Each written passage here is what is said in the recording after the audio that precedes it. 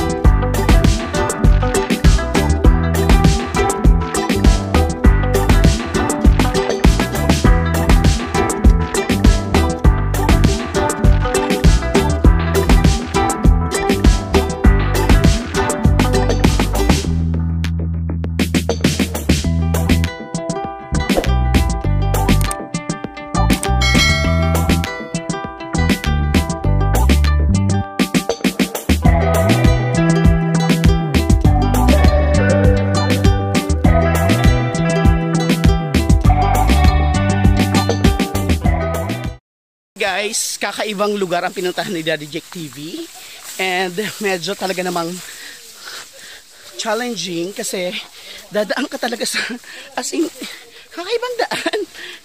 Never could, walang ganito sa city. Yung talagang ano ba to? Sa Bicol, Kadlagan, Kabatagan. Hi po. Mas mabilis yung daan. Mas tama yung dinaanan natin. No? Ay, thank you. Manong salamat. Aki mo po. Aki mo po ini. Ay, thank you po. Thank you po. Ayun po. Tas pig guide po ninda kami digdi na ini sa tamang dalan. Ano po sa kairiba ko. Celebrity Compound. All the way from the municipality of Tigaon. Yan. Ilang years na ka mo naka-start di Manong? Kaya na kang 2015 kami. 2015. Salamatan po sa imong aki or makuha po? Aki. Aki. Salamatan po. Salamatan. All good in the hood, man. All good in the hood. In the hood. Yeah. Thank you, Kapangs. Kapangs TV is in the house. Yeah. Oy guys, pa-support naman kay Kapangs Palan. Below that, Subscribe, yes. Support. Visit to my channel. And subscribe. Subscribe. of And course. Celebrity Compound. Celebrity Compound is in the house. Uy, grabe. Grabe ang support niya kay Daddy Jake. Salamat. Ito joins. Tapos Thank you. Kidok. Manong, thank you po. Thank you. Salamat, Nonoy. Salamat. Salamat, baby. Salamat. Mayaman sila dito sa sa ganitong saging. Oh, consider as hinog na yan. Ayan, senyorita, hinog. Alam mo yung mga tao dito, yung hindi nila hina-harvest yung kanilang mga plantations, na kahit alam nila na pwede nang i-harvest like that, hinog na oh. Hindi nila harvest. It's because of, marami talaga sila ditong tanim.